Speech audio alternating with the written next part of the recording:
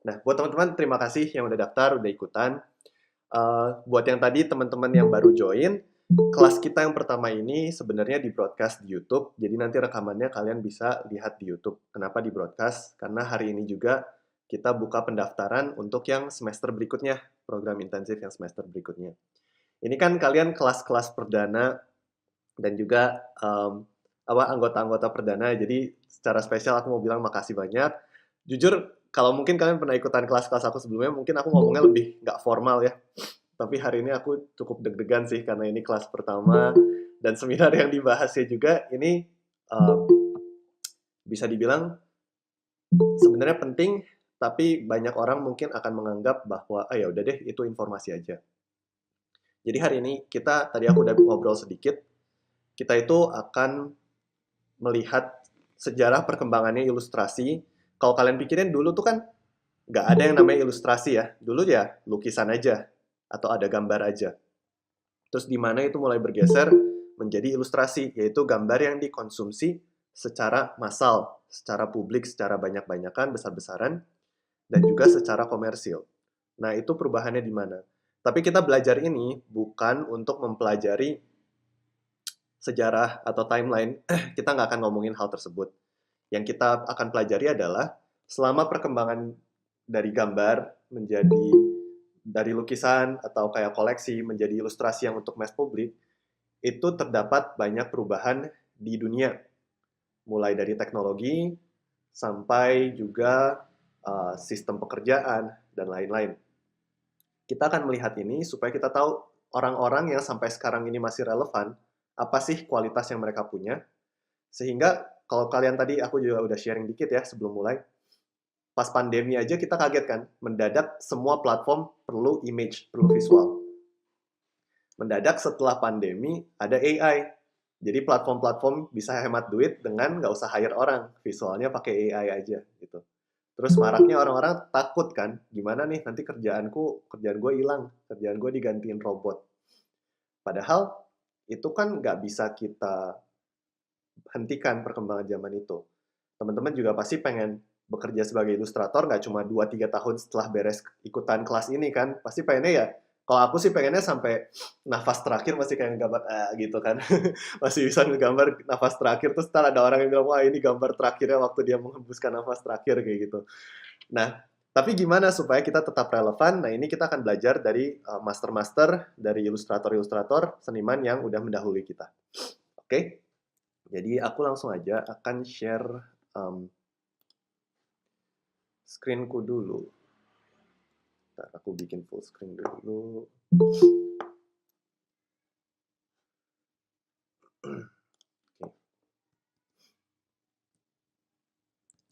Bentar ya.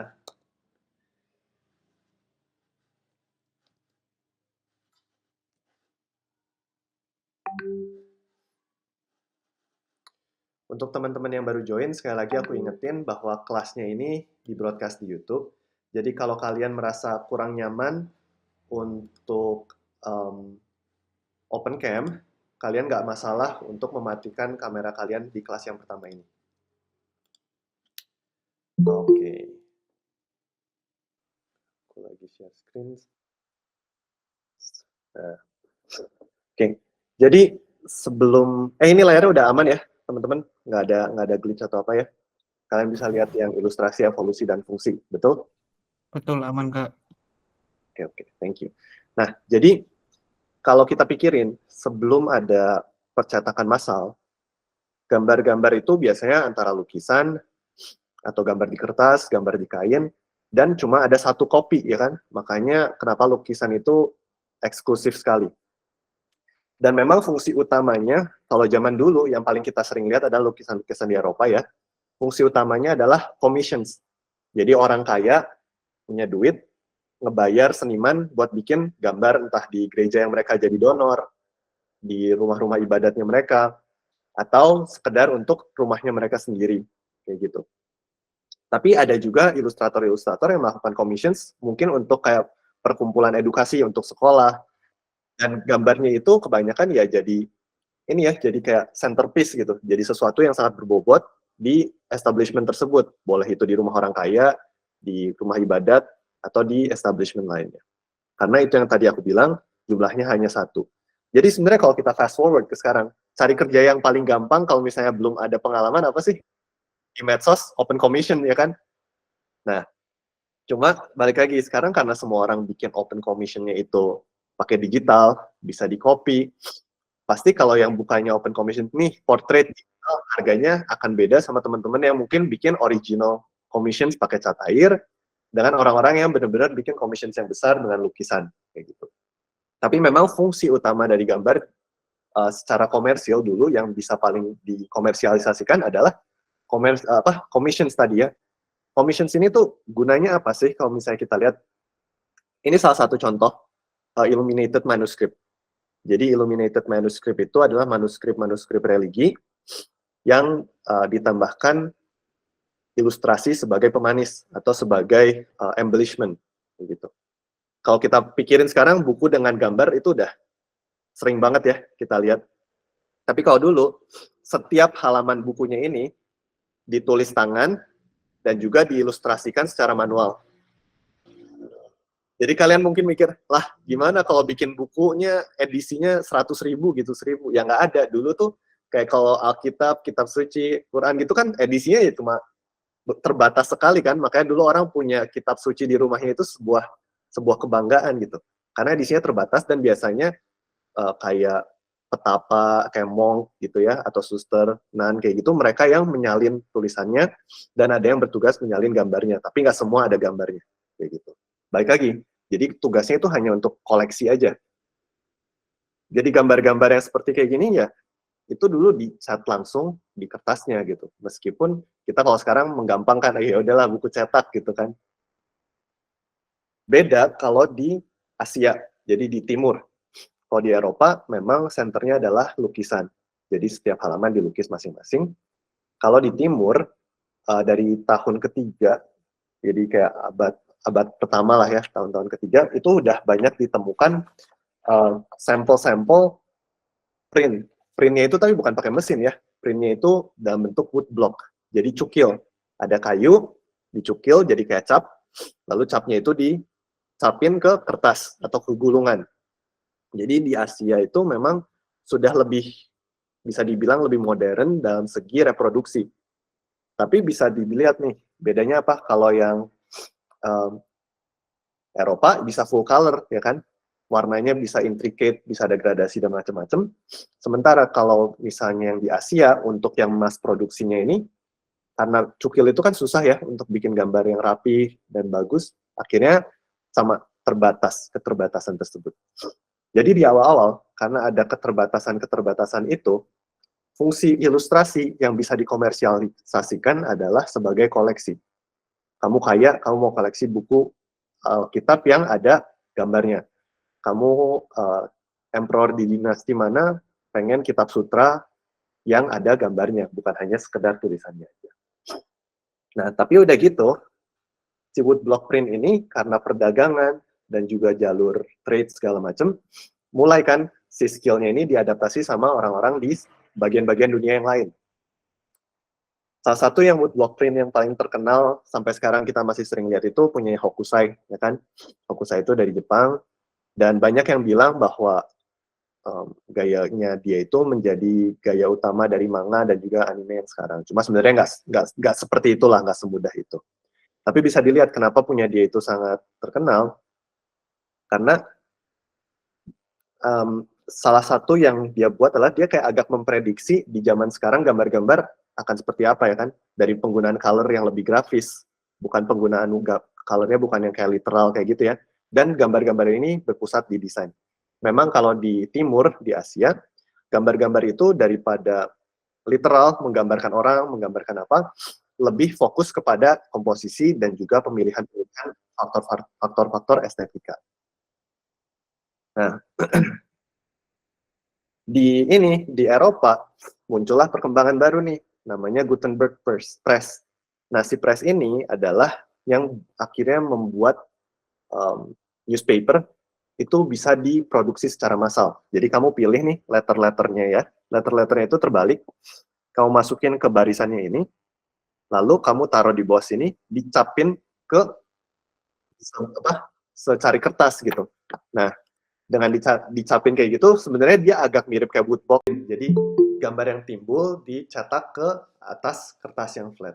Nah, di sini di Eropa ini membuat perubahan yang sangat besar, terutama dari bidang gambar. Ini yang membuat gambar-gambar menjadi lebih mass consumption. Karena apa? Selain yang bisa dicetak itu tulisan, bisa juga dicetak gambar-gambar dari woodblock print yang tadi kita bicarakan ya. Jadi orang-orang mulai belajar soal woodblock dan banyak yang bergeser dari cuma painting ke woodblock. Salah satunya lumayan terkenal adalah Albrecht Dürer ini. Dia itu pelukis, kalau nanti kalian Google ya, karya-karya lukisannya bagus banget. Tapi ya karena perkembangan zaman dan komersialisasi tadi, akhirnya dia juga mempelajari teknik printing seperti ini. Kalau kalian lihat nih, ini benar-benar setiap garisnya itu dibuat dengan tangan, ya kan? Dicukil dari atas kayu yang akhirnya dicetak ke kertas. Terus bisa dilihat di sini juga punya Albrecht Dürer. Akhirnya masih tema-temanya tema-tema religi ya, kayak ini tentang betrayal-nya Tuhan Yesus Kristus gitu. Yang di sini juga kalian bisa lihat,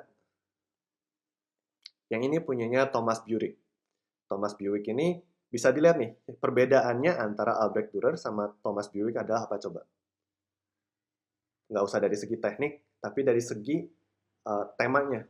Kalau yang tadinya ini temanya masih religi, masih seperti kayak yang gambar-gambar yang kita lihat sebelumnya ya, si Thomas ini lebih ke marga satwa. Dan penggambarannya pun nggak seliteral itu ya, backgroundnya lebih didesain. Nah, sebenarnya gunanya apa sih ini? Coba bayangin kalau dulu kalian hanya bisa membaca kitab suci, belajar tentang agama dari kata-kata saja. Kalian harus membayangkan figurnya seperti apa sih? Figur nabi-nabi, figur Tuhan itu seperti apa? Mungkin kalau kalian datang ke rumah orang kaya baru bisa lihat patungnya gitu kan. Atau kalau misalnya di pedesaan mungkin susah. Tapi dengan ada kayak gini, ini bisa disebarkan ke siapapun kan. Dan orang-orang yang tadinya nggak bisa baca, mereka bisa tahu ini cerita apa dari melihat gambar tersebut. Nah, sama dengan hal ini. Orang-orang yang tadinya misalnya belajar biologi, belajar tentang hewan, harus membaca. Sekarang semua orang bisa melihat, oh ini hewan ini, diceritakan dengan ada gambarnya. Nah, disinilah karena ada mass produksi tadi, fungsi edukasinya menjadi jauh lebih gampang. Jadi, kayak tadi ya, newspaper kan itu untuk mengedukasi masyarakat. Tapi di atas itu juga, selain newspaper, kita bisa bikin buku-buku. Dari buku-buku agama, sampai buku-buku pengetahuan, um, sampai dipenuhi buku-buku pengetahuan kayak tentang hewan, tentang kesehatan. Dan itu bisa disebarkan dengan lebih luas. Jadi edukasinya semakin luas. Semakin banyak tuh kan fungsinya ilustrasi yang bisa dikomersilkan. Berlanjut lagi, printing ini semakin canggih. Yang tadinya kita hanya pakai kayu, sekarang kita pakai chemical, pakai kimia, namanya litografi. Jadi di sini tuh ada copper plate, copper itu apa? Tembaga ya. Jadi lempengan tembaga yang nanti kalau misalnya kita gurat gitu ya, si tembaga itu tuh lembek. Kalau yang tadi hurufnya di atasnya, yang ke print itu yang timbul ke atas. Kalau sekarang yang digurat ini kan masuk ke dalam. Saat kita kasih tinta, tintanya ada di celahnya kan, di lembahnya. Nah, nanti kertas ditempelin di atasnya, kertasnya itu akan masuk ke lembahnya dan mengambil tintanya. Jadi sekarang ini tekniknya udah bisa lebih apa lagi. Kalau tadi kan kayu, kesusahannya apa? Keras gitu kan. Nah, ini karena bisa cuma pakai jarum di atas permukaan yang lembut, gambarnya bisa semakin detail lagi dengan litografi ini. Nah, gambar-gambar yang detail ini berlanjut lagi bukan cuma di garis-garis aja. Nanti ada lagi kromolitografi. Jadi dengan chemical, setiap warna-warnanya itu, setiap plate-nya itu bisa bagian mana nih um, yang mau kita bentuk supaya nanti setiap layer ada memiliki setiap warna yang berbeda. Dan akhirnya kalau misalnya kita lihat dengan adanya warna, yang tadinya orang-orang cuma melukis jadi satu lukisan, sekarang lukisan ini bisa ditransfer menjadi bentuk cetakan, print, kayak gitu. Kalau dilihat nih, dengan bisa membuat gambar yang lebih detail, dan juga dengan yang lebih berwarna, sebenarnya kita bisa lebih menggugah apa kalau ada warnanya? Emosi ya, perasaan. Dan kebetulan pada saat perkembangan tersebut lagi banyak, perang di dunia. Jadi salah satu penggunaan gambar adalah ini untuk propaganda. Jadi kalau di sini yang di Amerika ya, mereka mempropagandakan tentang kebebasan, freedom gitu kan. Ini dari Norman Rockwell. Dia mempropagandakan ada 4 freedom nih, speech, worship, keinginan, dan juga freedom dari ketakutan, rasa takut gitu kan. Jadi ini juga kita bisa lihat dari James Montgomery Flagg, dia bikin lukisan yang akhirnya dicetak jadi poster untuk merekrut tentara. Nah, jadi di sini fungsinya semakin berkembang lagi. Kalau kalian lihat yang tadi ya, di sini William Hogarth, ini kan kayak kalau dilihat cuma gambar aja, apa gunanya gitu. Tapi kalau kamu lihat, cerita gambar ini sebenarnya cerita tentang gimana di society itu orang-orang um, terpengaruh sama minuman keras sampai sebegitunya. Jadi kalau kalian lihat banyak detail-detail yang kayak ini ibu melahirkan, udah punya anak, tapi karena mabok anaknya jatuh, mati. Terus ini ada orang bunuh diri di belakang. Di sini ada yang lagi minum-minum, mau di apa sampai pokoknya ini semua isinya tentang kekacauan-kekacauan yang disebabkan oleh alkohol lah. Ini kan kalau dipikir sebenarnya apa fungsinya ya? Ngapain orang koleksi gambar kayak gini kalau tadi ngomongin soal koleksi? Ini mengedukasi apa? Tapi dengan adanya ini kita mempropaganda jadi orang-orang lebih peduli lagi nih soal tadi ya soal minuman keras. Ya, meskipun nggak sejelas itu, kalau dibanding yang ini jauh lebih jelas kan propagandanya. Nah, zaman sekarang sebenarnya propaganda apa sih yang bisa kita lihat? Banyak kan, kayak tentang mental health, ya, tentang kesehatan, hal-hal seperti itu yang kesannya edukasi tapi diluncurkan oleh lembaga-lembaga atau badan-badan yang punya kepentingan khusus untuk mendorongkan ide-ide kayak gitu. Jadi yang tadi aku bilang, bentuk satir dan propaganda. Nah, sampai sini aku mau tanya dulu nih. Menurut kalian, dari gambar-gambar semua yang udah dilihat tadi, para ilustratornya punya kualitas apa yang membuat gambar mereka itu bisa dinotis ke masyarakat? Sorry Bang Dion, Ya, itu ada pilihan ignore nggak ya? Soalnya di yang ada apa ya? YouTube Live itu gelap Oh, gambarnya. di YouTube Live gelap ya? Sorry, sorry, sorry. Iya, Coba aku cek dulu ya. dulu aja. Jadi selain satir dan propaganda, karena ada perang, dulu kan kamera ya mungkin udah bukan mungkin sih, kamera sebenarnya di masa-masa itu tuh udah terdevelop gitu ya. Tapi saat peperangan tetap ilustrator dan painter yang dikirim untuk menjadi war illustrator atau war painter. Jadi tugasnya mereka itu adalah merecord sebuah kejadian di medan perang. Jadi mereka biasanya bawa sketchbook, mereka nge-sketch kejadiannya, terus mereka akan ubah itu menjadi sebuah lukisan yang lebih detail kayak gitu.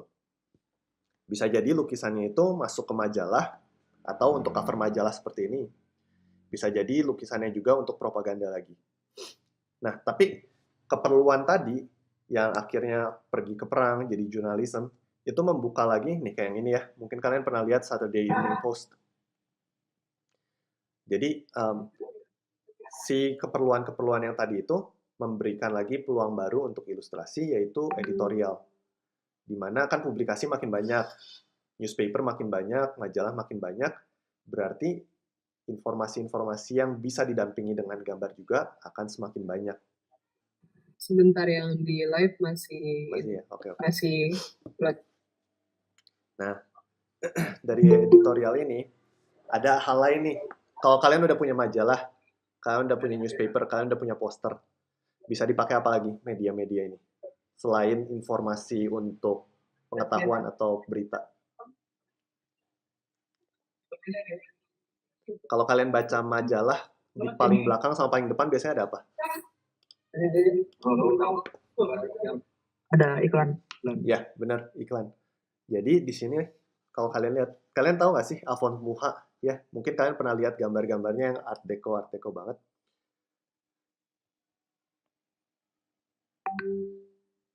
Nah, dia ini gambarnya nggak cuma melulu dipakai untuk opera atau pertunjukan, tapi juga dipakai untuk mempromosikan ini produk deterjen. Ya.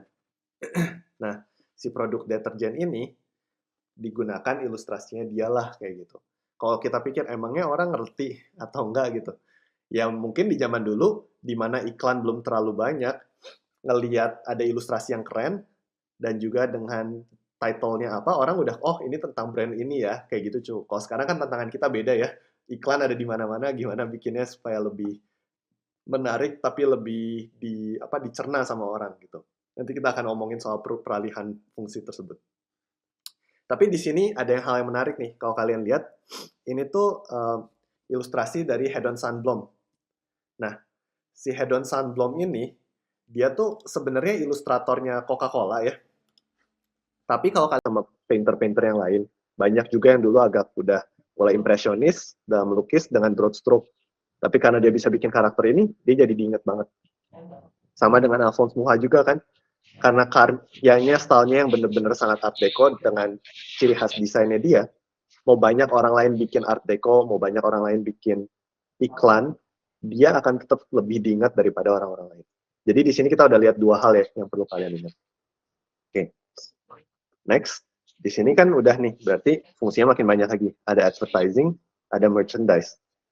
Sekarang kita masuk, balik lagi nih ke yang agak lebih awal, tadi soal litografi ya. Jadi ada orang-orang yang suka ngikutin perkembangan zaman. Di saat litografi udah full color, mereka semua pengen ikutan full color. Di saat sekarang ada banyak digital, semua orang pengennya langsung mulai digital ya kan. Kalau kalian tanya, ada nggak sih yang latihan ngegambar tradisional? Jarang banget sekarang. Kebanyakan langsung masuk digital pengen. Karena pengennya mikirnya langsung dapat kerja. Dengan ada AI, semua orang sekarang pengen belajar ada AI. Tapi kalian bisa lihat Gustave Doré ini, saat semua orang udah mulai masuk ke color litografi, dia bertahan di hitam putih. Kenapa? Karena dia merasa bahwa color litografi itu tiruan palsu dari lukisan gitu. Jadi kurang bagus lah buat dia. Jadi dia fokus gimana menggunakan ya media yang sebenarnya udah agak ketinggalan zaman tapi udah terbukti lancar, dan gimana dia bisa memaksimalkan media tersebut. Di sini kalau dibandingin yang lain, punya dia ini sangat atmosferik ya gambarnya. Garis-garisnya lebih soft, komposisinya lebih menarik juga. Dan influence-nya dia itu nanti akan menginfluence gambar-gambar fantasi ke depannya. Jadi kalau kalian misalnya lihat cerita-cerita fantasi, bahkan sampai kayak apa game art yang sekarang, banyak banget pengaruhnya dari Gustave Doré dulu. Jadi turunannya dari dia banyak banget. Nih, ini tentang tadi kita balik lagi soal IP ya, soal karakter. Don Quixote, kalian mungkin pernah dengar namanya, cuma nggak tahu ceritanya apa. Dia tuh kayak kesatria gitu. Ini ilustrasinya Gustave Doré tadi. Jadi dia bikin pakai litografi yang hitam putih. Tapi lihat betapa komposisinya ini membedakan dia daripada gambar-gambar orang yang lain, ya kan? Karena ya tadi dia ngulik satu media itu menjadikan ciri khasnya dia, dan dia benar-benar ngotot. Ya kalau perkembangan zamannya belum ready, ngapain gue fokus ke itu? Gue harusnya fokus ke membuat gambar yang bagus dengan media yang udah terbukti gitu. Nanti kalau media yang berkembangnya udah bagus juga, baru gue fokus ke sana lagi kayak gitu.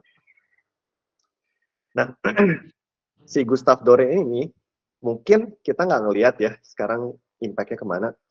Tapi di sini nanti ada masuk di Amerika itu masa-masa namanya Golden Age of Illustration. Di sini di mana buku banyak diproduksi, cerita-cerita, dongeng-dongeng banyak diproduksi. Dan dongeng-dongeng itu banyak yang fantasi, ya kan? Ada yang kayak slice of life lah. Kayak ini gambarnya Dean Cornwell, ini untuk ceritanya slice of life, ya. Dia buat gambar ini untuk mengaccompany novel gitu. Gambarnya keren kan sebenarnya. Dan emang dia jagoan banget. Tapi kalau kita lihat berikutnya juga, ada nih kayak N.C. Wyatt. Ceritanya makin mulai lebih fantasi, ya kan? Lebih out of this world. Kalau yang tadi awalnya cerita fantasi itu mungkin lebih ke cerita agama ya. Kalau di sini mulai banyak cerita-cerita fantasi, dongeng-dongeng yang digambarkan dengan secara full scale. Di sini Howard Pyle, dia tuh bisa dibilang salah satu pendiri sekolah ilustrasi pertama di Amerika.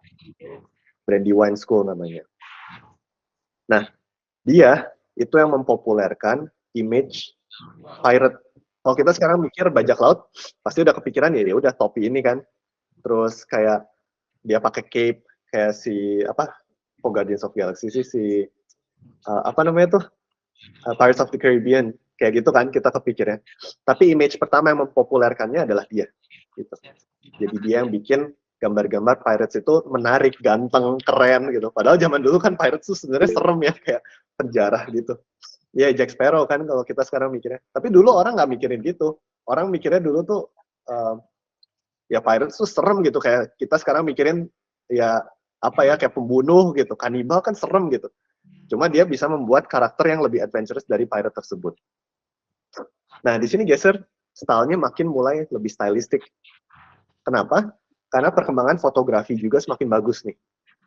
Perkembangan fotografi makin bagus, orang-orang makin, ya ngapain gue ngelihat orang, ngapain gue pakai gambar hitam putih orang, kalau gue bisa pakai kamera ya juga hitam putih orang, tapi lebih akurat gitu. Nah, di sini ada John Tenniel untuk ilustrasi-ilustrasi cerita Alice in Wonderland. Gambarnya masih ada sedikit lebih apa ya, realistisnya ya, realismenya. Tapi dari segi fantasi, segi karakter desain lebih bermacam-macam. Ya kan? Dari segi efek visualnya juga lebih menarik lah gitu. Bukan lebih menarik ya, tapi lebih bervariatif. Di sini juga kita bisa lihat gambar orangnya tuh udah nggak terlalu realistis, tapi komposisinya yang jauh lebih menarik lagi kan. Benar-benar kertas blank dengan karakter-karakter yang berjajar. Yang ini apalagi nih? Ini dari Edward Lear. Kalau misalnya kalian pikirin buku cerita anak sekarang, kan banyak yang gambarnya tuh ya nggak representatif sama sekali kan. Simplifikasi bentuk-bentuk vektor, bentuk-bentuk dasar. Nah, disinilah kita bisa melihat si ininya Edward Lear, si efeknya Edward Lear. Bentar ya.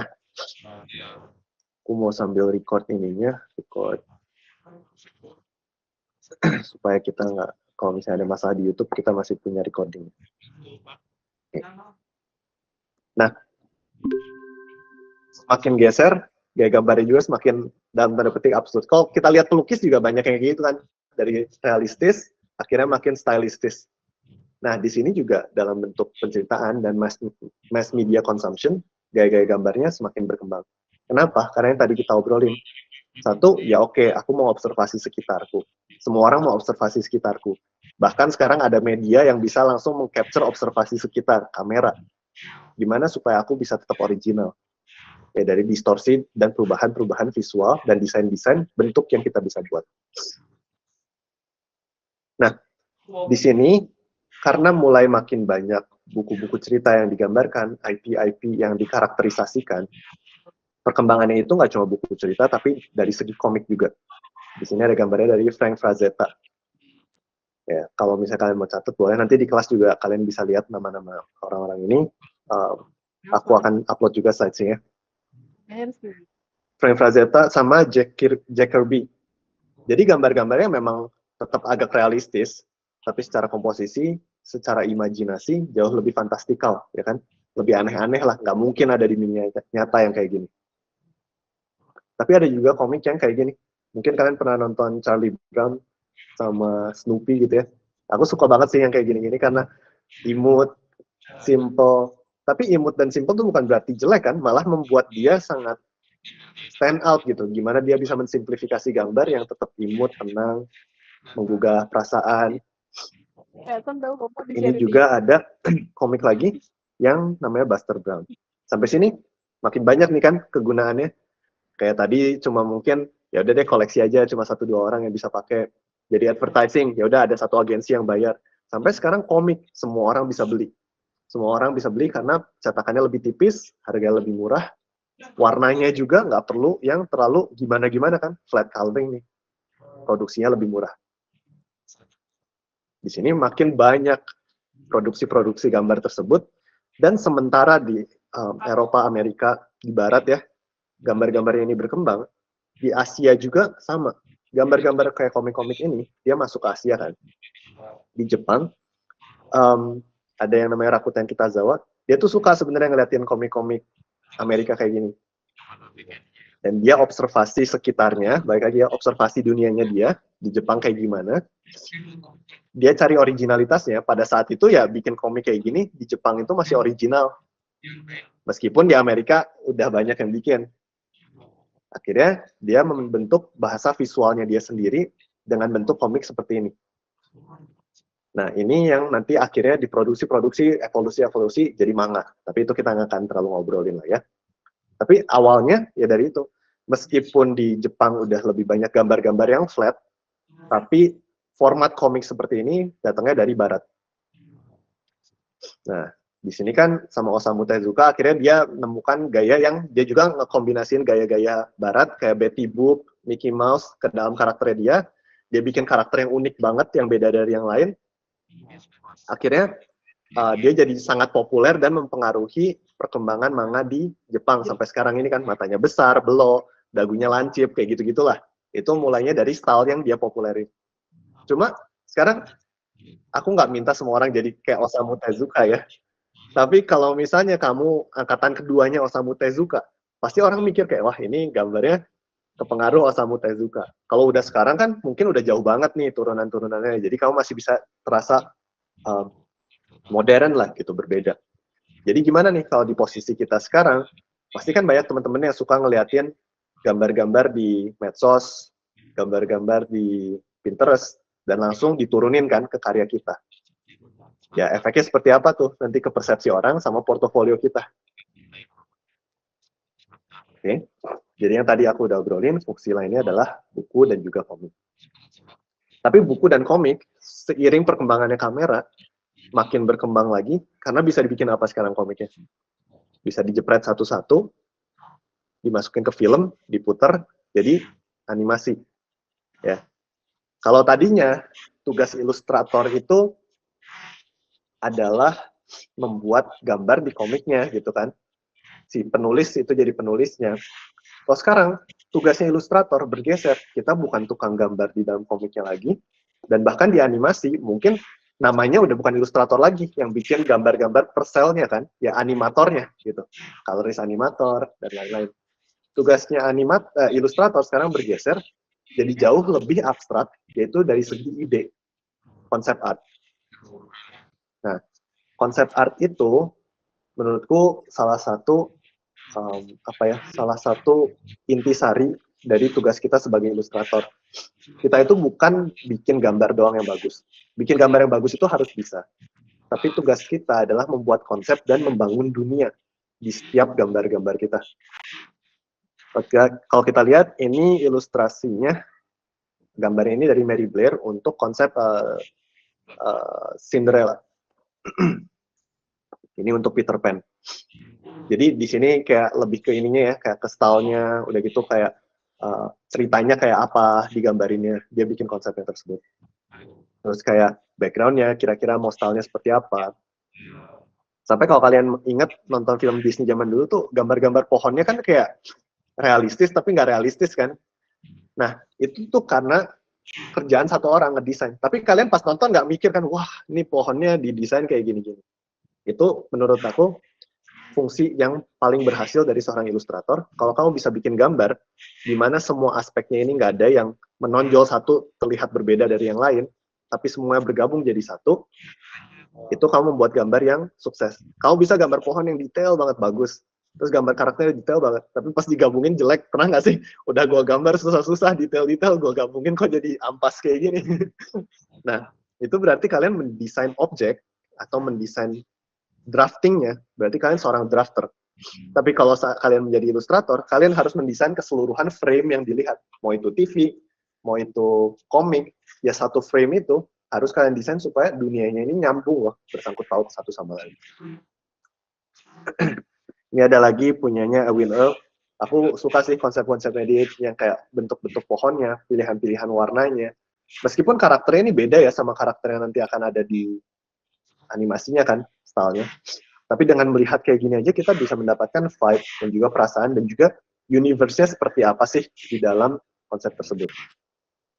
Ya fast forward sekarang makin banyak perkembangannya, yang dari tadinya cuma film, game itu cuma mungkin berapa bit, sekarang game bisa makin bermacam-macam, makin banyak hal yang perlu didesain, yang dikonsep. Dari karakternya sekarang bisa 3 dimensi, ngelihat depan, samping, belakang kayak gimana. Bahkan gerakan-gerakan karakternya bisa didesain, ya kan? Fungsi karakternya yang tadinya misalnya lompatnya bentuknya seperti apa, kayak gitu.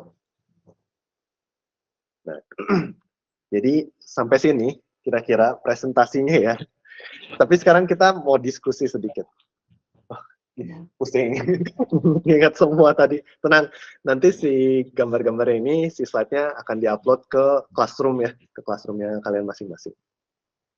Cuma aku mau ngulangin lagi. Biasanya kalau yang udah pernah ikutan kelas aku, sadar aku suka ngulang-ngulangin sampai terngiang-ngiang terbawa mimpi ya. Aku lagi membrainwash kalian. Jadi, baik lagi. Satu, dari zaman dulu kita bikin commission, kita bikin gambar untuk koleksi, yang harus kita observasi apa sih? Sekitar kita kan. Bukan cuma karya-karya orang lain. Mungkin sekarang banyak, kayak tadi Osamu Tezuka, banyak karya-karya orang lain di sekitar dia mengobservasi hal tersebut, oke? Tapi dia tetap memasukkan rasa dari dunia yang dia tinggalkan. Jadi yang satu itu, cari inspirasi kalian dari dunia yang tempat kalian tinggal. Oke? Kedua, cari ciri khas kalian. Ciri khas ini nggak harus dari segi style, kayak gambarnya harus seperti apa. Tadi kan memang ada nih yang dari yang realistis, diubah jadi dia mengubah style dia jadi supaya lebih stylistis gitu ya. Tapi kamu bisa juga mencari ciri khas dari yang kayak tadi nih, punyanya Edward Dore, yang Don Quixote tadi, apa? Si komposisinya kan, komposisi dia beda banget sama komposisi orang lain. Bisa juga dari topik yang kalian mau bicarakan. Kayak si Alphonse Muha, topiknya selalu ya Art Deco gitu, karakter-karakter goddess-goddess, god-god yang Art Deco. Dia nggak akan gambar karakter yang kayak Leyen Decker gitu, pakai baju modern tahun 1920-an, nggak akan kayak gitu kan. Atau dia juga, dia bukan Art Deco, dia Art Nouveau ya awalnya. Dia juga nggak akan gambar karakter-karakter kayak karakter Tekken gitu kan, yang berotot kayak gimana. Nah itu topik yang mau kalian gambarin itu apa. Jangan sampai mikir kayak, tapi kalau gue cuma gambar kayak gini, ntar gue cuma bisa dapat proyek yang kayak gini. Proyek yang kayak gitu tuh jumlahnya ada berapa di dunia ini? Ya kan? Nggak cuma satu buat kalian, ada banyak. Jadi kalian bisa mendapatkan semua proyek yang kayak gitu karena orang-orang akan tahu bahwa oh ya, orang ini akan selalu cocok untuk proyek seperti ini. Ketiga, dari perkembangan zaman, jangan di-skip yang sebelum-sebelumnya. Misalnya udah ada color lithography tadi, ya kalian tetap harus bisa belajar soal hitam putih dulu dong. Kalau hitam putihnya jelek, nanti warnanya jadi kayak muntahan. Sekarang udah ada digital, ya pasti banyak pertanyaannya, itu pakai brush apa sih? Kayak gitu kan. Tapi kalau kalian mengerti, digital painting, base-nya itu kan banyak kan. Stylenya bisa dari yang gouache painting, dari watercolor, dari pen and ink, dari akrilik, dari oil. Kalau kalian mengerti media turunan, yang media awalnya, kalian malah bisa bikin brush sendiri yang membuat gaya kalian sendiri yang orang lain nggak punya.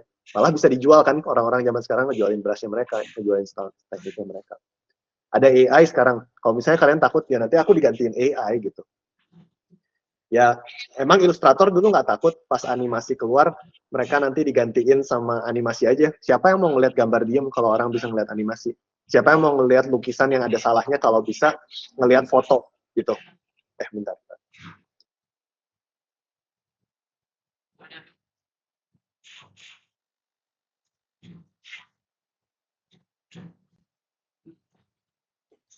Sorry, kucingku olahraga pagi di depan komputer tadi. Nah, jadi sekarang kalau kalian berpikir, wah nanti AI bakal ngegantiin ilustrasi gitu kan, siapa yang mau pakai ilustrator lagi?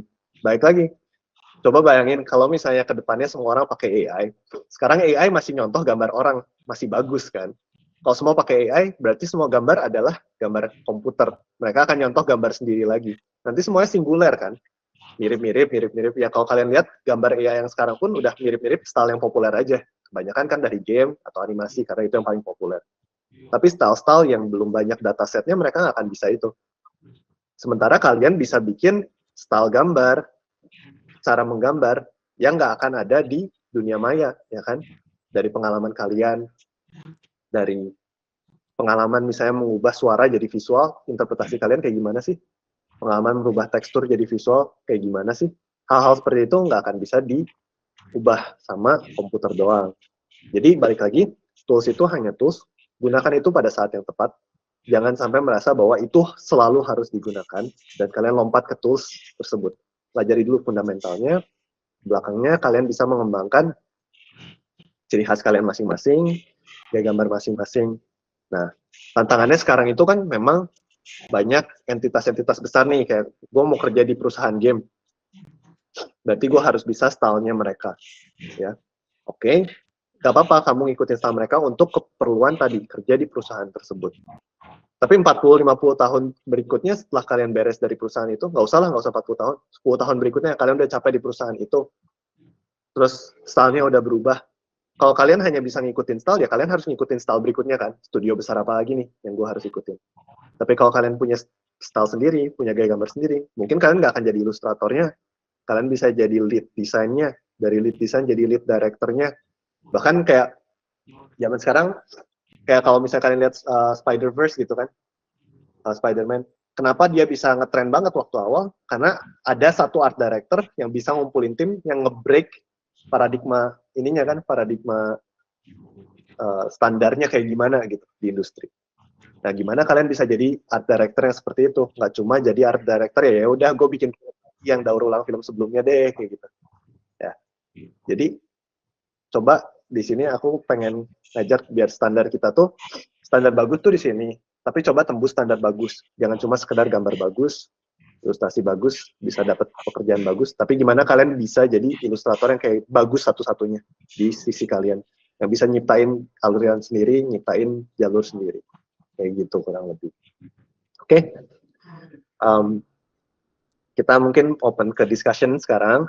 Kalau teman-teman ada pertanyaan atau ada yang mau di-sharing juga nih, kayak aku udah pernah lihat yang kayak gini juga, mau sharing sesuatu, aku persilahkan. Ada yang raise hand, boleh Anissa, silakan. Mau open mic boleh, mau ya. Halo teman-teman, aku baru kali ini yang belajar benar, maksudnya baru tahu kayak sejarah ilustrasi kayak gitu. Nah, yang mau aku tanyain, so selama ini tuh kayak ya taunya gambar tuh ya paling kayak cari tutorial atau apa gitu, nggak pernah yang deep dive history ilustrasi kayak gitu. Nah, yang mau aku tanyain tuh kayak seberapa penting sih ilustrator tuh belajar ilustrasi gitu, maksudnya akan membantu ilustrator itu seperti apa gitu. Apakah mungkin ya enrich reference, inspirasi ya, tapi apakah ada faktor lain yang bisa membantu ilustrasi gitu, kayak mungkin sepengalaman Yon gitu kayak pernah melihat ilustrator yang dia paham akan sejarah sama ilustrator yang enggak gitu, dan itu yang membedakan tuh apa gitu. Terus sama kayak ada nggak sih satu reference di mana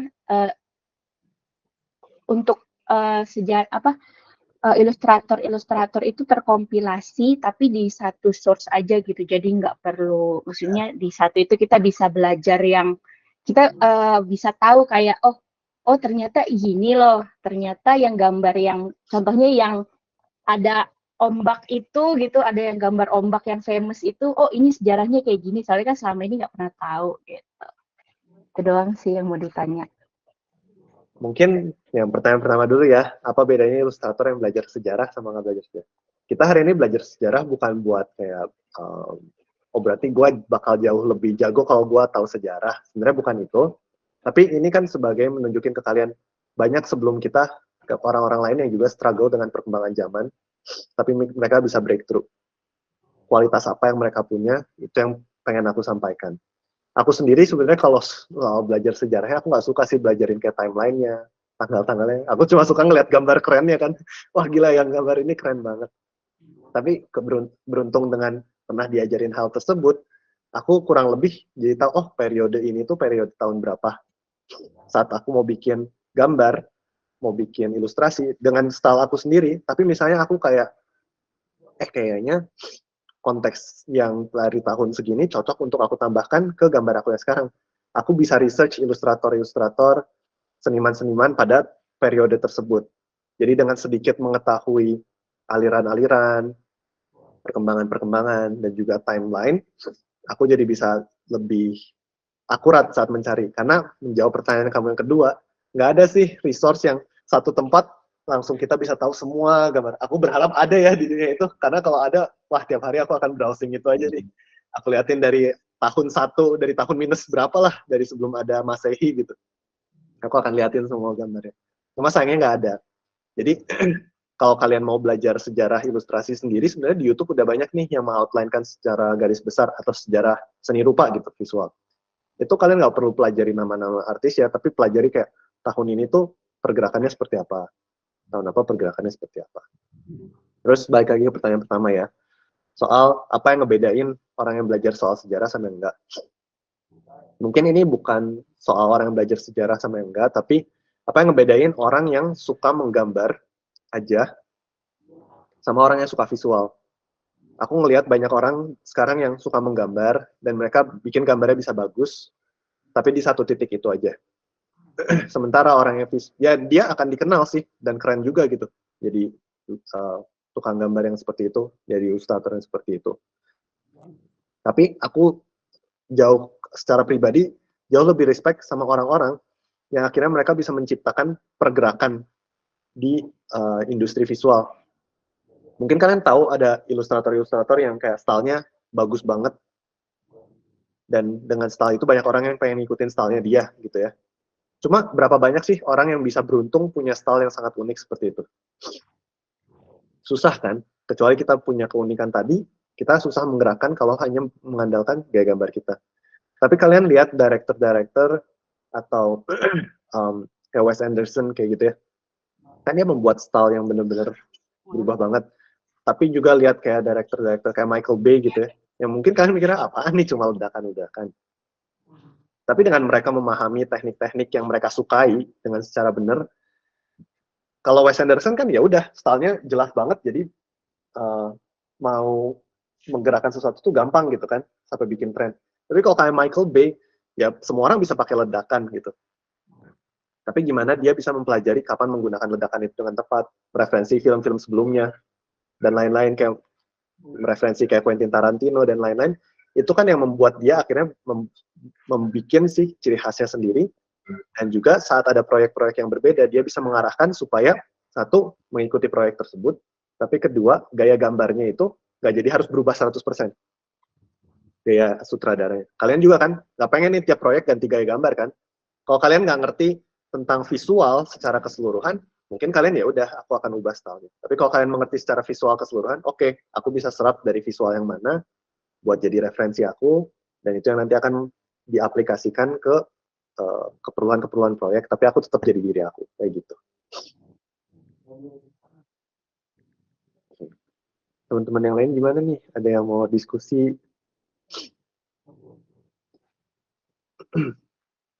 Udah capek ya Sabtu pagi.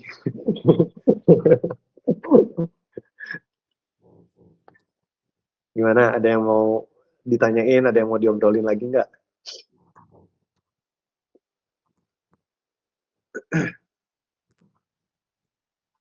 Nggak ada, aman ini. Oke. Zaza masih online? Ada Zaza? Halo, kenapa? Ke YouTube-nya masih aman ya akhirnya? Di Buat teman-teman yang di YouTube, maaf ya kalau tadi ada kendala. Karena aku udah ngecek di device aku, YouTube-nya jalan lancar, jadi aku kira nggak ada masalah apa-apa. Cuma buat teman-teman yang nonton di YouTube, oh ini nih, cara lewat cari style, practice experience. Oke. Aku promosi dulu ya sebelum menjawab pertanyaan. Buat teman-teman yang lagi ada di YouTube, sekarang hari ini sebenarnya pendaftaran program intensif untuk semester yang berikutnya Januari udah dibuka. Kalian bisa lihat detailnya di ilustrasi.com strip program intensif. Dan kalau teman-teman mau dapat sertifikat dari ikutan seminar gratis hari ini, tunggu sampai di akhir ya. Nanti kita akan kasih link untuk klaim sertifikatnya di akhir. Oke, menjawab pertanyaan. Ngomongin soal style lagi ya. Ya eksperimen ya.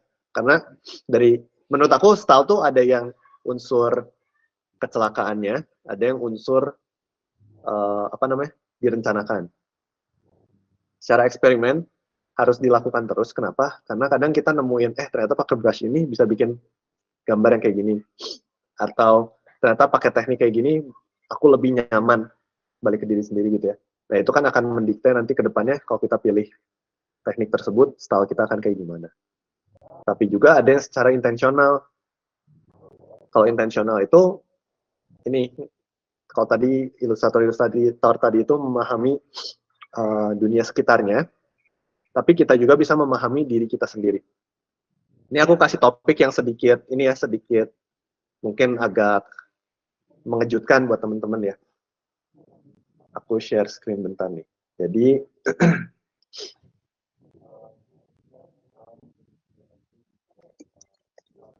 aku cari dulu referensinya.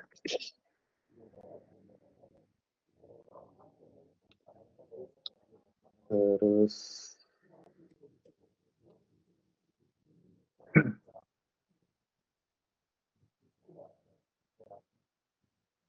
oke.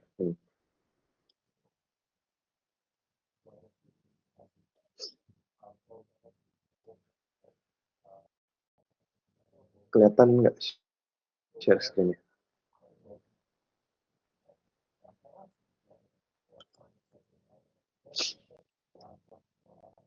Masih loading ya. Oke.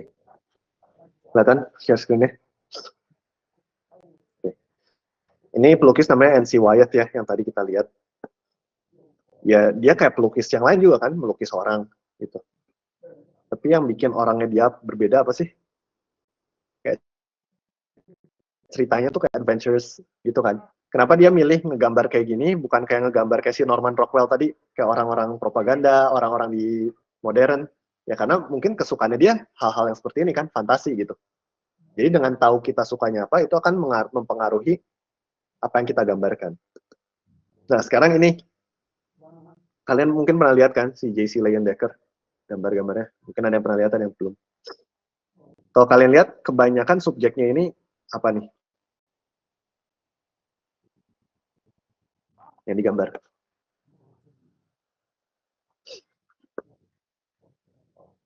Yang digambar apa nih? Orang, objek, background, apa? Orang di kota. Orang, oke. Satu orang ya. Terus kedua, dari sekian banyak gambar, kebanyakan orangnya cowok atau cewek? Cowok. Cowok. Terus selain cowok, kalau misalnya kalian lihat, cowoknya ini apa sih? Cowok apa? Cowok kayak semacam pekerja begitu bukan sih? Tapi secara looks gimana? Model. Cowok ganteng kan? Bahkan ada yang baju-bajunya kayak gini. Ya. Nah, menurut kalian kenapa dia suka gambar cowok? Nah, ada yang senyum-senyum kan?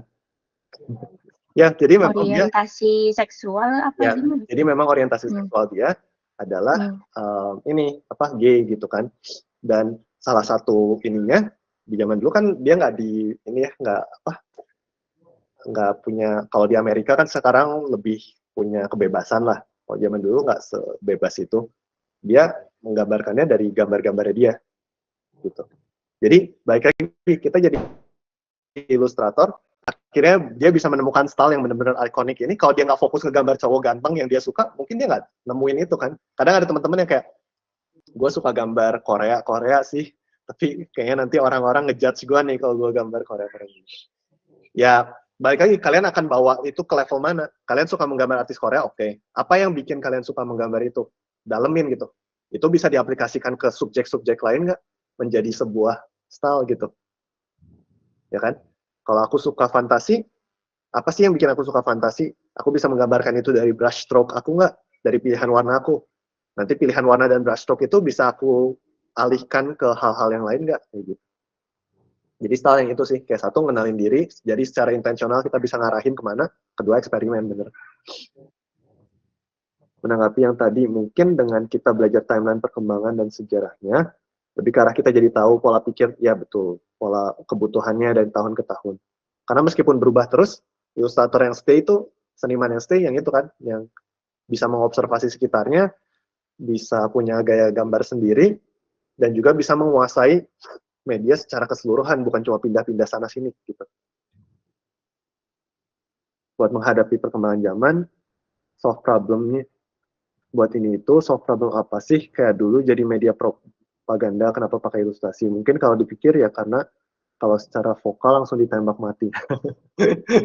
Ya, sekarang juga kayaknya kalau secara vokal bisa apa-apain sih.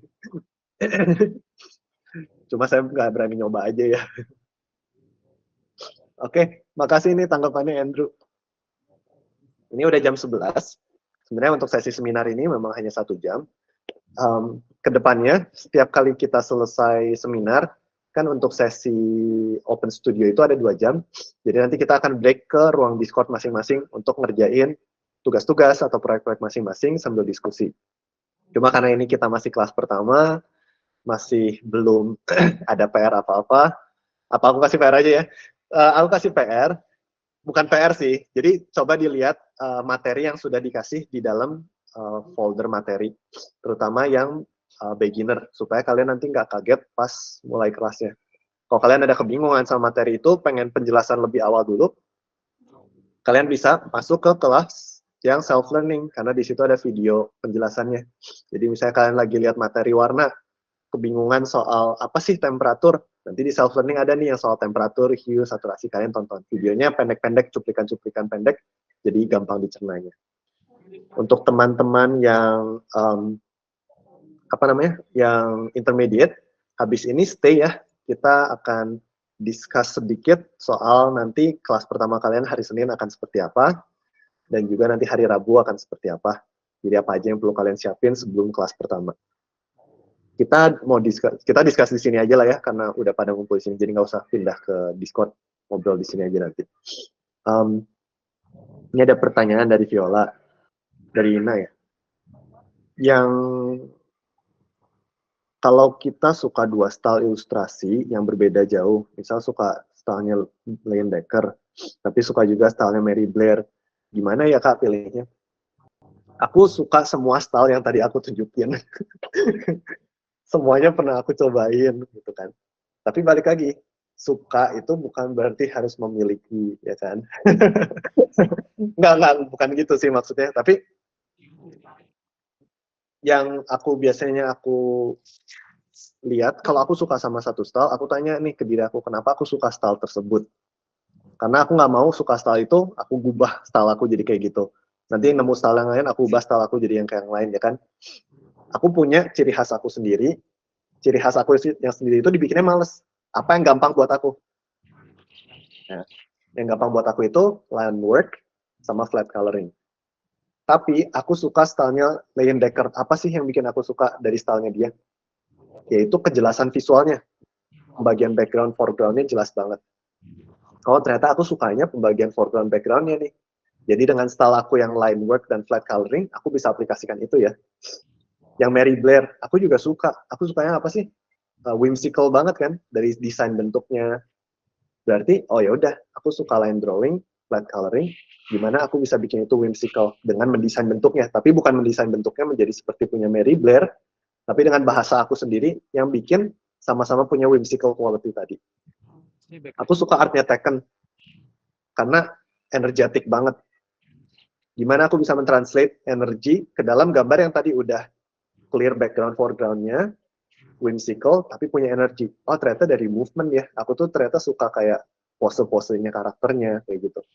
Jadi, buat Viola, kamu pikirin, kamu sendiri secara natural akan menggambar seperti apa, tapi kamu nanti masukin wejangan-wejangan dari artis-artis idola kamu ini ke dalam bentuk karya kamu sendiri.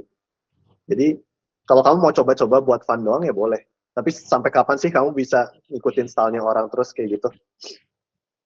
Kalau kamu punya style sendiri, lebih enak kan? Tiap hari mau hujan, badai, males, apapun, yaudah deh, gue sambil setengah tiduran gambar kayak gini, stylenya masih konsisten, gambarnya masih konsisten. Kayak gitu. Ih, mendadak banyak pertanyaan. Gitu kan, kalau udah mau diakhiri, meetingnya baru pada nanya.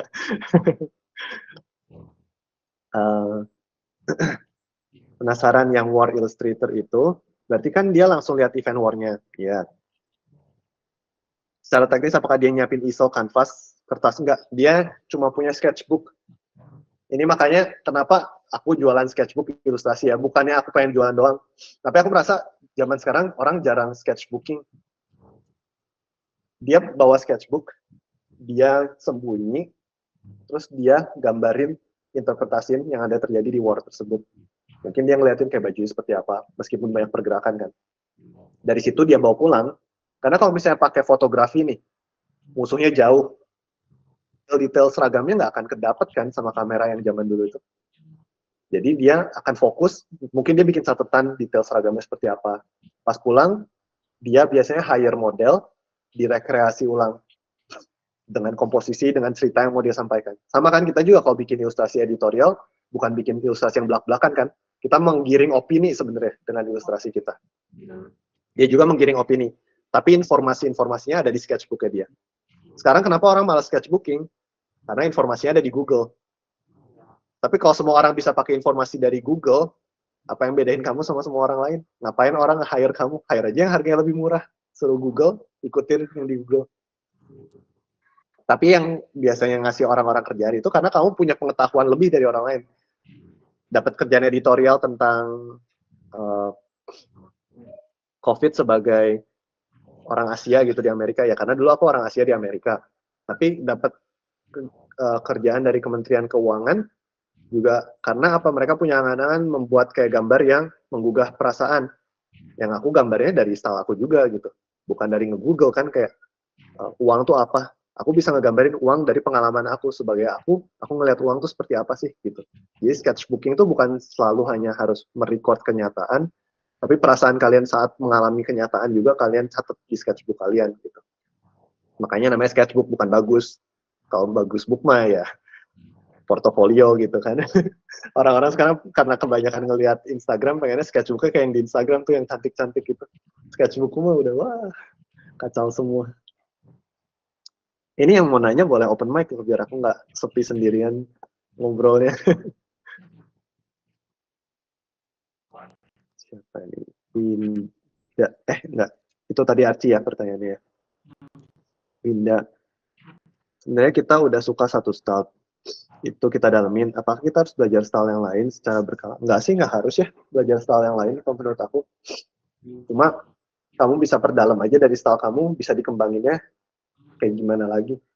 Jangan sampai stop di situ aja, karena kan orang bisa bosen sama satu style, dan jangan sampai orang cuma suka kamu karena style juga. Karena style kamu bisa di-copy, ntar ada yang bisa bikin lebih bagus dari style kamu, lebih menarik, susah gitu. Jadi diperdalam motivasi di balik stylenya apa. Ya, Salita bener. Alex, bagaimana Dian bisa hafal dan ingat banyak referensi itu, gimana cara bikin perpustakaannya? Baca aja, ya jadi nerd aja gitu. Terus ini sih kayak aku balik lagi ingetnya lebih ke referensi timelinenya. Jadi kadang aku tahu satu yang aku suka banget, dari situ aku cari dia, aku lihat timelinenya, oh iya ternyata ada sini juga, ada sini juga, ada sini juga. Jadi nggak usah diinget semua sih, diinget timelinenya aja, garis besarnya. Oke. Bikin perpustakaannya dicatat-catat sendiri aja. Sketchbook. Dulu aku suka ngopiin gambar-gambar master gitu di sketchbook. Mau tanya dong? Boleh. Kalau soal style, Boleh. tadi ngelihat kayaknya semuanya menjurus untuk kayak kita harus punya style yang benar-benar otentik kita gitu. Tapi berhubung kayaknya aku baru sekitar 1,5 tahun ini mulai pengen seriusin ilustrasi gitu setelah lama banget nggak pernah gambar atau mungkin nggak pernah seriusin gitu.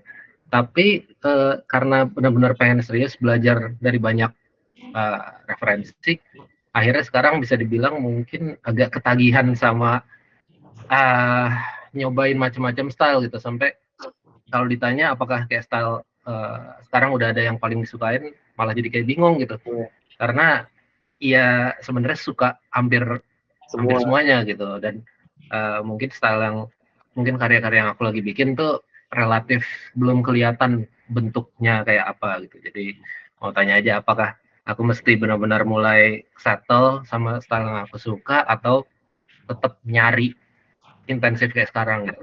Gitu aja sih. Betul. Kamu tuh sekarang yang beginner atau intermediate kelasnya?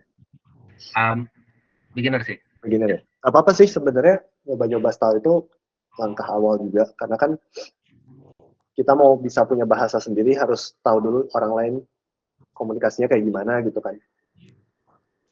Tapi balik lagi,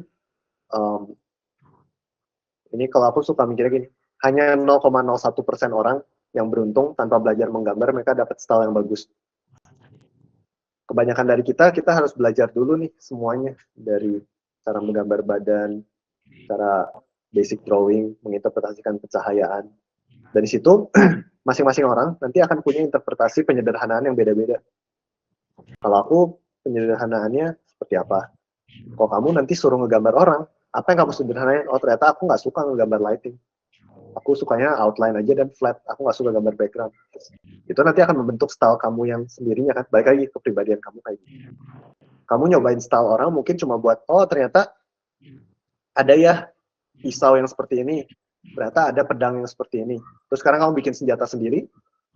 Oh iya ya, waktu udah pernah nyobain pisau yang kayak gini, ujungnya tuh efektif nih buat nusuk. Coba ujungnya kayak gini.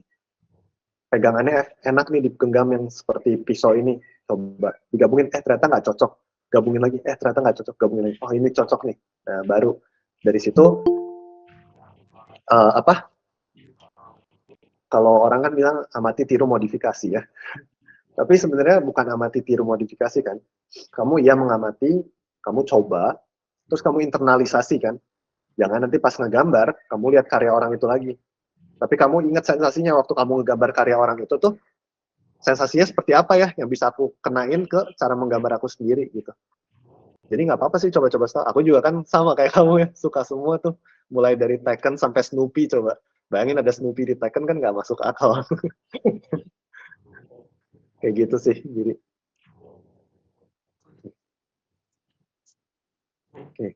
Ada yang mau bertanya lagi nggak nih open mic?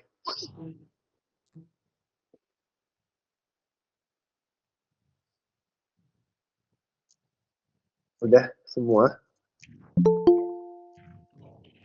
Pengen nanya lagi, lihat ilustrator dulu gambarnya fantasi, yang mana fantasi itu kan out of this world ya, interpretasi dari real world. Yang mana mungkin aja mereka pakai visual metafor. Itu sebenarnya mereka cara interpretasinya gimana ya? Ya kemungkinan nggak seliteral itu mikirnya ya, mungkin ya mereka ngebayangin aja kayak dari dongeng-dongeng yang pernah mereka dengerin, dari cerita yang lagi mereka kerjain. Ya, mereka bisa ngebayangin aja kayak misalnya cerita tentang naga ya mungkin udah ada deskripsinya di cerita-cerita gitu kan.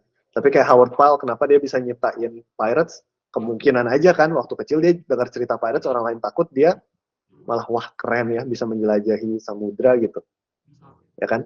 Bisa hal-hal seperti itu. Jadi kalau soal namanya fantasy ya, satu pasti balik ke imajinasi kita masing-masing.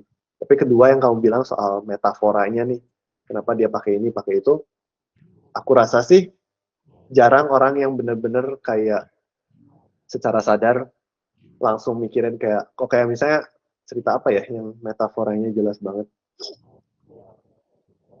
Ya kayak ini deh, Harry Potter yang pada bilang J.K. Rowling itu rasis karena si goblin-goblin yang menghitung uang itu merepresentasikan orang-orang Jewish gitu kan. Jewish itu apa? Yahudi gitu kan.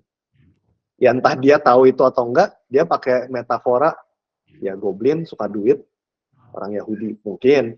Tapi mungkin juga dia nggak tahu gitu kan. Jadi ya metafora kamu bisa fantasiin, tapi balik lagi ke imajinasi kamu mau disambungin ke apa nih, ya kan? Mau ngegambarin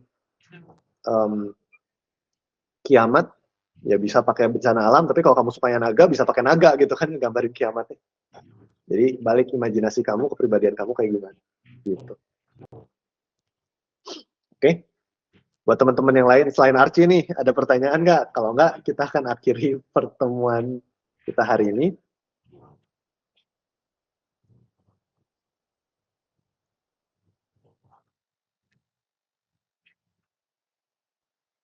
Kalau malu bertanya susah di jalan, guys. Saya tanya selagi bisa. Pengalaman ya, pengalaman nyasar terus. Aku tadi bilang kita harus observasi dunia sekitar kita, bukan hanya lihat referensi di internet. Tapi kalau dunia sekitar kita nggak menarik, itu gimana? Emangnya bisa ya dunia sekitar kita nggak menarik gitu? Kalau aku yang ngerasa, kamu kejebak di satu ruangan aja, teksturnya menarik loh menurut aku. Terus dari tekstur itu kamu nanti halu mikirin apa? Ya kan? Referensi itu bukan literal bahwa kayak kita tinggal di dunia biasa-biasa aja, berarti kita nggak bisa gambar naga gitu ya. Tapi mungkin kamu ngelihat pohon, terus imajinatif kamu halunya ke naga, oh ternyata desain pohon kayak gini bisa jadi desain naga yang keren banget, kayak gitu. Atau kamu ngelihat pohon, tapi kamu halunya ke kucing, ih gue bisa deh bikin tekstur kucing yang kayak pohon gitu kan bisa juga gitu. Kalau dunia sekitar kamu nggak menarik, menurut aku lebih ke pahamin diri kamu sih, kamu suka apa. Jadi kamu punya asik sendiri di dunia kepala kamu, saat kamu ngelihat sekitar kamu, itu kamu bisa memberi makan imajinasi liar kamu gitu. Mau dikasih makannya cuma debu juga, debunya bisa jadi debu yang fantastis gitu kan, menurut aku. Kayak ini nih, aku kasih lihat ya. Jadi ini ceritanya lucu. Jadi namanya Malika Favre. Share screen dulu.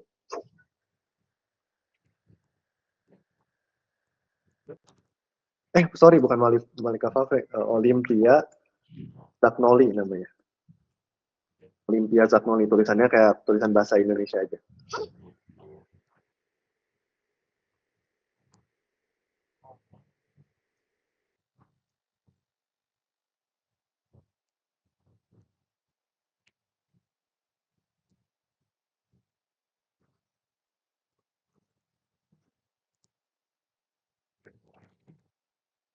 Dan kalau pesan makanan bisa sebenarnya gimana? Kalau simpen makanan gimana?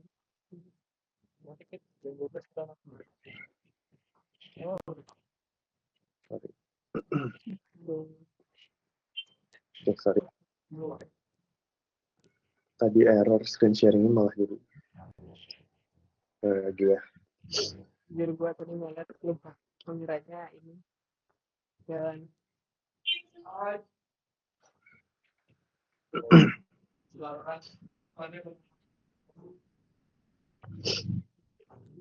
Kelihatan? Jadi dia cerita dulu tuh dia waktu kecil tinggalnya di pulau yang cuma ada pulau, langit. Jadi benar-benar cuma kelihatan flat dataran, flat langit biru. Dia bilang kayak membosankan kan. Tapi itu malah jadi salah satu ciri khas dia banyak ngelihat hal-hal menjadi flat, menjadi datar. Dan kalau kalian lihat orangnya tuh kan emang sebenarnya quirky gitu ya. Kayak apa sih kayak unik gitu. Gambarnya juga unik, tapi digambarkan dengan cara yang flat tadi, satu. Terus kayak cara dia menggambarkan awan, cara dia menggambarkan background itu tuh kayak reminiscent sama pengalaman dia yang pernah dialami dari ya yang tadi, yang boring tadi gitu mungkin kita rasanya. Kalau aku tinggal di pulau yang langit sama rumput doang, mungkin interpretasinya beda lagi gitu, mungkin lebih mellow gitu ya, lebih apa nih anak kok senja-senja banget sih, ngapain dia sedih-sedih gitu ya. Kalau si Olympia kan beda, dia lebih quirky gitu, si penggambarannya. Tapi itu berasal dari yang tadi yang kamu bilang, lingkungan sekitarnya, jangan-jangan kalau bosenin gimana gitu. Kalau kamu tahu diri kamu sendiri, lingkungan sekitar kamu bosenin tuh malah, kamu bisa ngeliat itu jadi penghalang kan, malah bisa jadi inspirasi gitu, kayak gimana gue nge-break penghalang ini.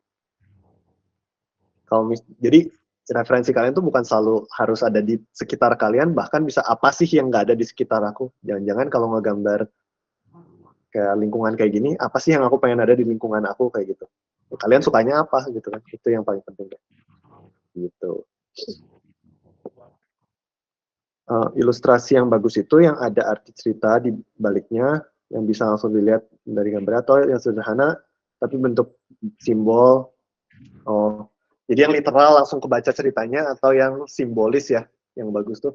Tergantung fungsi kan. Kalau kalian mau bikin splash art gitu, yang gunanya nunjukin gambar keren buat orang mau mainin gamenya, ya kalian nggak perlu cerita yang dalam, nggak perlu simbol yang dalam, karena orang nggak akan ngeliatin itu 10 jam buat kayak, oh maksudnya si ini kasih gambar ini itu adalah metafora tentang tekanan pemerintah ke dalam, nggak mungkin gitu kan. Cuma kalau kalian bikin editorial gitu, editorial ya mungkin kalian harus gambarin sesuatu yang simbolis, misalnya tentang kekerasan seksual, nggak mungkin kalian gambarin kekerasan seksual di majalah, ya kan. Tentang pembunuhan berdarah dingin, nggak mungkin kalian gambarin darah-darah di majalah gitu, gimana kalian pakai simbolnya. Terus kalau misalnya buku cerita anak umur 3 tahun, masa mau dikasih simbol, ya harus yang literal gitu kan gambarnya. Tapi ini jadi limitasi masing-masing. Aku nggak bisa bikin gambar yang keren doang gitu. Yang kayak splash art menurut aku aku nggak bisa karena nggak tertarik ke situ juga gitu kan. Jadinya kerjaan aku ya juga lebih ke buku-buku yang simbolis, ke editorial. Tapi teman-teman kayak yang suka gambar, bikin karakter desain yang keren gitu, tapi nggak suka apa ya kayak bikin simbol-simbol, ya udah fokus pada shape language yang menarik, ya kan? Fokus pada kepribadian karakternya biar bisa terlihat dari desain-desainnya kayak gimana. Kalau ternyata suka dua-duanya, suka gambar keren, suka simbol juga, oh keren juga tuh bisa bikin gambar-gambar yang kayak ceritanya mendalam dan macam-macam. Cuma limitasi kalian ini nanti akan mendikte kira-kira tipe kerjaan apa yang cocok buat kalian. Ya. Aku nggak akan pernah sih ngambil kerjaan buat game karena bukan tipe yang sesuai dengan kepribadian aku. Kayak gitu. Boleh, Sal, silakan. Halo, suaraku jelas gak sih? Jelas. Oke, aku lagi di luar soalnya. Aku mau nanya dong, kan aku tuh pengen ya sebenarnya mungkin nanti, aku kan masih beginner nih sekarang masuknya. Pengen bikin kayak world building sesuatu yang fantasi. Nah kan kalau tadi kan kayak, oke kita mau observasi, ada yang di sekitar, terus misalnya kita mau observasi style lain, tapi kayaknya untuk aku yang beginner ini tuh kayak, ini gimana ya, kok orang bisa ya bikin gambar dunia yang fantasinya tuh kayak jauh gitu, keren gitu, dan aku pengen menginvent sesuatu yang original gitu. Nah itu iya. kayak gimana ya gitu, apa yang harus dilakukan untuk orang yang bener-bener, aku kan soalnya baru belajar gambar tuh kayaknya tahun lalu gitu, baru bener-bener seriusnya gitu. Sebelumnya sih cuma doodling doang. Ilustrator Kayak favoritmu siapa? Yang nah keren. itu bahkan aku pun belum mendalami sampai situ, Kadion, karena aku juga sebelumnya penulis. Oh. Iya. Jadi Yang nggak mempelajari dunia ilustrasi. Siapa ya? Yang kalau misalnya mungkin ya yang dari Disney sih sebenarnya aku banyaknya ya. Karena kayak lihat nonton Pixar gitu kan. Terus kayak film Wall-E gitu kan, atau misalnya kemarin tuh kayak yang baru tuh Elemental tuh keren juga kan gitu world-nya gitu. Nah, bisa ngebayang kayak gitu tuh gimana sih gitu untuk mungkin awal-awalannya. Misalnya kayak gini ya, dia kan sebenarnya nggak ada yang secara dunia tuh nggak ada yang upside down lah, perspektifnya masih sama aja, normal gitu kan. Tapi dari segi komposisi, pilihan warna itu kayak, wah ini kayak fantastical gitu kan. Bukan fantastical sih, kayak kok kebayang ya milih warnanya kayak gini, bisa bikin dunia yang bentuknya seperti ini gitu kan. Makanya kenapa di beginner kita mulainya dari belajarnya itu menggambar observasi. Sekarang karena kita online, observasinya itu foto, ya kan? Karena kita harus bisa dulu nih mencerna yang ada di depan kita, terus kita muntahkan kembali. Karena kebanyakan nanti saat kita berimajinasi, referensinya nggak ada di depan kita kan. Jadi kalau kita aja belum bisa memuntahkan kembali yang referensinya jelas di depan kita, gimana kita bisa memuntahkan kembali yang nggak ada referensinya? Jadi step pertamanya buat nemuin tadi itu, berkembang secara itu adalah observasi. Semakin kamu jago observasi, semakin kamu jago bisa menciptakan. Karena kalau misalnya kita lihat kayak siapa ya, lihat ini aja deh, kayak art-artnya Magic gitu ya.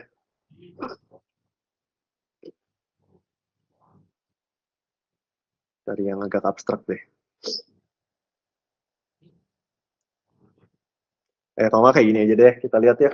Kayak dia tahu dari mana bisa ngebayangin di belakang tuh ada naga, naganya bentuknya kayak gini. Paling simpelnya dia bisa bayangin 3 dimensi kan, bentuk tabung. Itu aja observasi dulu. Terus kedua, mungkin dia pernah lihat bentuk yang tajam-tajam kayak gini, bentuk apa ya? Bisa aja salah gitu ya, nggak tahu ya. Cuma dengan kita semakin bisa mengobservasi dunia nyata, semakin kita bisa menggunakan elemen-elemen itu secara terpisah untuk bikin imajinasi kita jadi real. Kadang kan kita berimajinasi doang nih kayak, oh gue pengen bikin kayak malaikat lah, atau mau bikin monster gitu. Kulitnya seperti apa? Referensinya harus lihat apa? Antara lihat hewan lain, lihat buah, atau lihat objek yang pernah kita lihat kan? Jadi kayak gitu sih. Baik lagi kalau mau berimajinasinya bisa direalisasikan, ya harus bisa mengcopy kenyataan dulu gitu, menurut aku. Jadi berarti secara nggak langsung nambah visual library-nya dulu banget gitu ya? Kayak banyakin gitu. Iya. Kayak kalau yang kalian lihat ya, artis-artis yang jago gitu, bikin gambar mereka kan tetap pakai referensi. Tapi kalau nggak pakai referensi, disuruh bikin gambar kayak misalnya objek dari kaca, objek dari batu, mereka bisa aja gitu kan. Ya karena mereka udah menyerap kenyataan gitu. Kayak gitu sih. Oke, thanks Kak. Ya, sama-sama. Menurut kakak, ilustrasi yang bagus itu udah. Berarti kalau nggak punya style itu buruk ya kak. Aku pernah dikasih tahu kalau orang yang kerja sebagai konsep artis itu malah nggak punya style karena mereka harus bisa banyak style. Nggak punya style itu bukan buruk, cuma balik lagi. Style itu kan bukan style gaya gambarnya ya. Kamu harus punya kepribadian sih menurut aku, bukan style. Kayak model kan ada yang bisa dipakein baju kayak gimana pun. Tapi tetap vibe-nya kalau si model ini mah mahal. Kalau si model ini vibe-nya sporty gitu. Bajunya bisa apapun. Jadi sama kayak kamu. Kamu pun kalau nanti udah kerja di studio, ya kamu akan ngikutin gayanya si studio kan. Tapi kamu tuh akan kebagiannya apa sih? Oh si ini tuh orang yang bakal bikin karakter fantasi. Oh si ini tuh orang yang bikin creature. Oh si ini orang yang bikin background serem. Ya gitu-gitu kan. Nah kepribadian kalian itu yang ditekenin, bukan oh berarti gue cuma pakai style satu aja ya. Kayak gitu. Apalagi kalau kerjanya di studionya tuh yang kayak production house ya, ngerjain iklan dari brand-brand lain kan, berarti kamu harus bisa ngikutin visual brand-brand tersebut. Tapi ya gimana kamu bisa pakai pemecahan visual kamu untuk hal tersebut. Jangan sampai kayak kalau nggak punya style sama sekali, oke, kita punya iklan tentang obat, oke, berarti kita akan gambarin orang minum obat. Orang yang nggak punya style, nggak punya kepribadian kayak gitu kan. Obat sama dengan minum obat sehat. Tapi orang yang punya kepribadian mungkin dia bisa menceritakan kayak, oh ini tentang obat. Mungkin kita bisa ceritain kayak dari segi karakter desainnya tuh, orang sakit nggak perlu digambarin bahwa dia tuh kayak mau muntah kayak gitu, atau bersin-bersin. Mungkin bisa digambarin dari pilihan warnanya, kayak gitu kan. Atau dengan yang style yang lain, penyakitnya mungkin bisa kita gambarkan dalam bentuk representatif yang lain gitu. Jadi style kamu tuh bukan masalah pilihan goresan aja, tapi ya tadi itu ya, kepribadian kamu harus kelihatan di desain dan di gambar kamu gitu. Begitu. Semoga menjawab ya, Nathanael. Oke. Karena udah jam 11.30, diskusinya mungkin nanti bisa kita lanjutin, karena kita masih nyantai-nyantai juga. Terus kalau mau nanti bisa hangout di Discord juga habis kelasnya selesai. Cuma aku mau bilang terima kasih buat teman-teman yang udah datang, udah ikutan sesi yang pertama ini. Semoga dari sesi pertama ini jadi semakin semangat buat belajar ngegambar ya. Buat yang beginner, kalian belajar yang membosankan dulu, supaya kalian bisa bikin hal-hal yang tidak membosankan. Tapi yang membosankan ini pun seru sih, karena itu akan kelihatan dari progres kalian. Aku ganteng nggak? Buat teman-teman yang di intermediate, stay dulu sebentar, kita akan ngomongin apa yang harus kalian siapkan untuk kelas hari pertama. Teman-teman yang lain boleh kalau mau keluar dari ruangan, tapi kalau mau join ngintip-ngintip yang kelas intermediate kayak gimana juga boleh. Untuk yang di YouTube, ini akan diakhiri di sini. Jadi sebentar lagi Zaza akan ngirimin link untuk ngeklaim, untuk mengklaim sertifikat dan juga materi presentasi hari ini. Dan yang teman-teman di YouTube, hari ini tuh sebenarnya kita buka pendaftaran untuk kelas intensif yang Januari 2024. Pendaftarannya akan diumumin secara publik nanti jam 12 siang. Tapi kalau kalian udah mau daftar supaya nggak kehabisan, spotnya cuma 60, kalian bisa masuk ke ilustrasi.com/program intensif. Nanti di situ kalian bisa lihat harganya, juga tanggal-tanggal kelasnya, apa aja yang akan dipelajari, semua ada di situ, dan cara bayar, cara daftarnya juga ada di situ. Jadi kalau nanti udah dibuka jam 12, takutnya udah banyak yang daftar, karena ini juga udah ada beberapa yang daftar, meskipun belum diumumin. Kalau kalian nggak mau kelewatan, bisa lihat dulu. Tapi kalau aku sih, ini program intensif, biayanya nggak terlalu murah, dan 6 bulan cukup sibuk. Jadi benar-benar bukan buat kalian yang suka ngomen-ngomen di IG kita, tapi Bang, aku males. Oh ya udah, nggak apa-apa, nggak usah ikut kelas dulu kalau males. Ini benar-benar programnya berat gitu. Jadi kalau kalian mau ikut, coba dipikirkan komitmen waktu dan juga keseriusannya, karena aku pengen ini bermanfaat buat orang-orang yang ikutan, bukan cuma sekedar ikut kelas terus janjiin bakal dapat kerja, nggak kayak gitu. Ini benar-benar harus kerja keras nanti di kelasnya. Oke? Jadi terima kasih banyak buat teman-teman di YouTube semua, dan juga terima kasih buat teman-teman yang udah daftar kelas yang sekarang ya. Kita akan akhiri pertemuannya.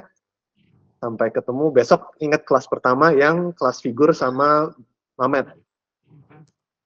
Nanti aku akan sharingin juga link meetingnya, jadi teman-teman yang lain bisa duduk di kelasnya, tapi hanya yang kelas utama yang dapat feedback di kelasnya Mamet ya. Jadi baca materinya supaya besok nggak kaget. Oke, terima kasih teman-teman. Oke, ini kita stop dulu ya si broadcast-nya. Boleh di stop.